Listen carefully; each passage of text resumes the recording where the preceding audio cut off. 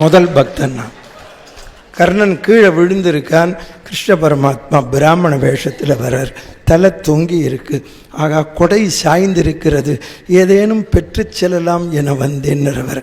தாண்டிய தரங்க கருங்கடல் உடுத்த தரணியில் தளர்ந்தவர் தமக்கு வேண்டிய தருதி நீ எனக் கேட்டேன். மேருவின் இடை தவம் பூண்டேன், ஈண்டிய வறுமை பெருந்துயர் உடந்தேன், இயைந்து ஒன்று இக்கணத்தளிப்பாய். கர்ணன் காதல விழுறது கொடைன்னு.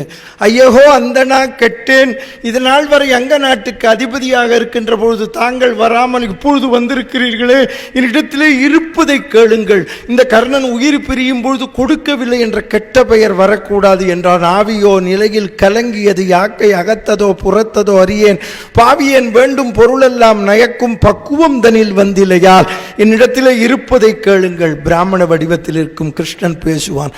இது நாள் வரை நீ செய்த புண்ணிய பலனை நீரால் தாரை வார்த்து கொடு என்றான். நீர் வந்திருப்பதோ போர்க்களம், யான் நீருக்கு எங்கே செல்லுவேன் என்று அர்ஜுனன் விடுத்த பானத்தை எடுக்க முடியாமல் எடுத்தான். இரத்தம் ஆறை போல் பெருக்கெடுத்து ஓடியது. பலருக்கு சந்தேகம் வரும், கர்ணன் புண்ணியத்தை கொடுத்தானே, அதுக்கு ஒரு புண்ணியம் வருமே, அதுக்கு ஒரு புண்ணியம் வருமேன்னு. எங்கள் வில்லி ஜாகிரதையாக எழுதினான். இது நாள் வரை நான் செய்த புண்ணியம், செய்கின்ற புண்ணியம், செய்யும் புண்ணியம் அனைத்தையும் கொடுத்தேன். நான் ஓவிலாது யான் செய் புண்ணியம் அனைத்தும் உதவினேன் கொள்கனி, பூவில் வாழ எனும் எனக்கு நிகரல்லன் என்றால் புண்ணியம் இதனினும் பெரிதோ என்றான். கிருஷ்ண பரமாத்மாவுக்கு ஆனந்த கண்ணீர், சோக கண்ணீர் பெருகியது. தன் விஸ்வரூபத்தை காட்ட வேண்டும் என்று அவன் தேர்தட்டிலே அவன் தலையை தூக்கி வைக்கிறார். அவர் வைப்பதற்கு முன்னால் கர்ணனை பார்த்து பேசுவார். உனக்கு என்ன வரம் வேணும் கேள், தருகிறேன் என்றார். அப்பொழுது யோசித்து பாருங்கள், கிருஷ்ண பரமாத்மா அர்ஜுனன் தேரை விட்டு இறங்கி வரும்பொழுது இவனிடத்திலே இருக்கிற புண்ணியத்தை வாங்க வேண்டும் என்ற எண்ணத்தில் வந்தாரே தவிர எதுவும் கொடுக்க வேண்டும் என்ற எண்ணத்தில் வரவில்லை. ஆனால் இப்பொழுது கொடுக்கிறேன் என்கிறார். ஏன் தெரியுமா?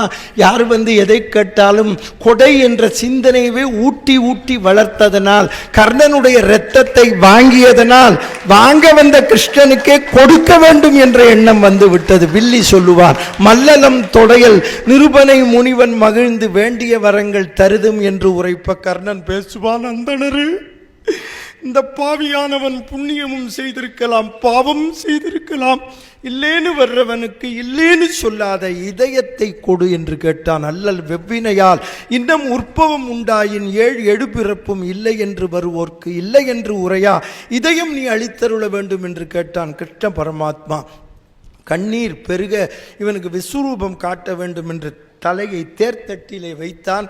கண்ணீர் விழுந்து ஓடியது. அப்பொழுது கர்ணன் நினைத்தான், தன்னிடத்திலே தானம் பெற்று செல்லுகின்றவன் திரும்பி செல்லும் பொழுது அழுது கொண்டே போகிறானே, நமக்கு வேறு வரம் அளிக்கிறேன் என்று சொல்லுகிறானே என்று. அந்தணரே, இந்த பாவியிடத்தில் இது நாள் வரை தானம் பெற்று சென்றவர்கள் மகிழ்ச்சியோடு தான் சென்றிருக்கிறார்கள்.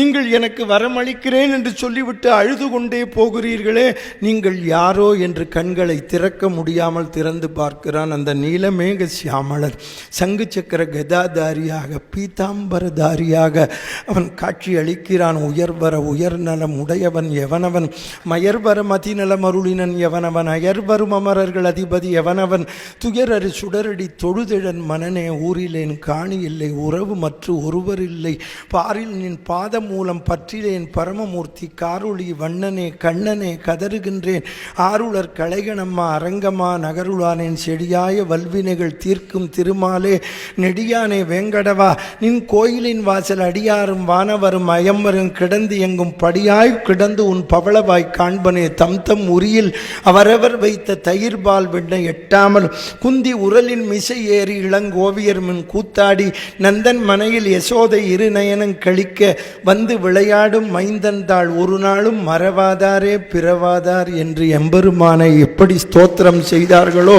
எந்த குருவாயூரப்பன் பட்டத்திற்கு காட்சி அளித்தானோ அந்த எம்பெருமான் சங்கு சக்கர கதாதாரியாக பீதாம்பரதாரியாக காட்சி அளித்து கட்டி அணைத்து கர்ணனை கண்ணீரால் அபிஷேகம் செய்தானாம். மைத்துனன் உரைத்த வாய்மை கட்டு ஐயன் மனமலர் உகந்து உகந்து கைத்தல மலரால் மார்புறத் தழுவி கண்மலர் கருணை நீராட்டி எத்தனை பிறவி எடுக்கினும் அவற்றுள் ஈகையும் செல்வமும் எய்தி முக்தியும் பெரிதி என்றான். முடிவில் மூவராம் உருவனாம் மூர்த்தி நாம் தான் பகவானுக்கு பாலாலையும் தேனாலையும் அபிஷேகம் செய்வோம். பகவானே கண்ணீரால் அபிஷேகம் செய்த ஒரு பக்தன் உண்டு என்றால் அது கர்ணன் ஒருவன் தான். காரணம் என்னவென்றால் எல்லோருக்கும் கொடுத்து மகிழ்ச்சியோடு வாழ்ந்தவன். பகவான் நாம் செய்வதை இவன் செய்தானே என்று எங்க வில்லி பாரதத்தில் எழுதுகிற போது கர்ணன் எழுதினதில்லை, கண்ணன் எழுதுவர். நல்லா கேளுங்க, புஸ்தகம் எடுத்து பாருங்க. கண்ணன் 2 சுழினா, கிருஷ்ணனுக்கு கண்ணன். ஒருத்தன் கேட்டான், அவருக்கு 3 சுழி இவனுக்கே 2 சுழின்னா தான் இவன்கிட்டேருந்து அவன் வாங்கினுட்டான் இல்லையோ, அதனால தான் அவனுக்கு 3 சுழி. அப்போ அந்த கிருஷ்ண பரமாத்மாட்ட சொல்லுவான், 5 பேரோட பிறந்தேன், பானம் போட்டேன், கவச்ச குண்டலத்தை இந்திரனுக்கே கொடுத்தேன், புண்ணியத்தை உனக்கே கொடுத்தேன், என்னை போல பாவி உலகத்தில் உண்டா, வான் பெற்ற நதி கமழ்த்தாள் வணங்க பெற்றேன், மதிபெற்ற திருவுள்ளத்தால் மதிக்க பெற்றேன், தேன் பெற்ற அலங்கள் சுழாய் மார்பும் தை வந்து தீண்ட பெற்றேன், என்னை போல ஒருவன் உண்டா கிருஷ்ணான்னு கேட்டான். கிருஷ்ண பரமாத்மா கொடைங்கிற பக்திக்கு சரணாகதியாக பதில் சொல்கிறான். அன்னைக்கு கவச்ச குண்டலம் வாங்க இந்திரனை அனுப்பியது நானே, குந்தியை கொண்டு 2 வரம் பெற்றதும் நானே, அர்ஜுனனை நாகாஸ்திரம் கொல்லாமல் தடுத்து காப்பாற்றியதும் நானே. என்னை எல்லாரும் பாண்டவனுக்கு பிரியமானவன்னு சொல்கிறா, அது உண்மைதான். பாண்டவனில் நீ தானே மூத்தவன். நாங்கேந்து அன்று உனது கவச்ச குண்டலம் வாங்க அழைத்தேனும், குந்தியை கொண்டு உரகவாளி ஒன்றொழிய தொடாத வரம் கொள்வித்தேனும், தக்கன் தன் மகவான உரகவாளி தனஞ்சயனை கொல்லாமல் சாய்வித்தேனும், மெய்க்கருணை நின் பொருட்டால் யானே. உன் மேலே வச்சிருக்கிற அன்பினால் செய்தேன்னா. பானம் போட்டான். சூரிய பகவான் குந்தி தேவிட்ட சொன்னார், உன் மகனுக்கு கொடுத்த வாக்கை காப்பாற்று என்று. குந்தி அன்று பெற்றவளைப் போல் கதறி வருகிறாள்.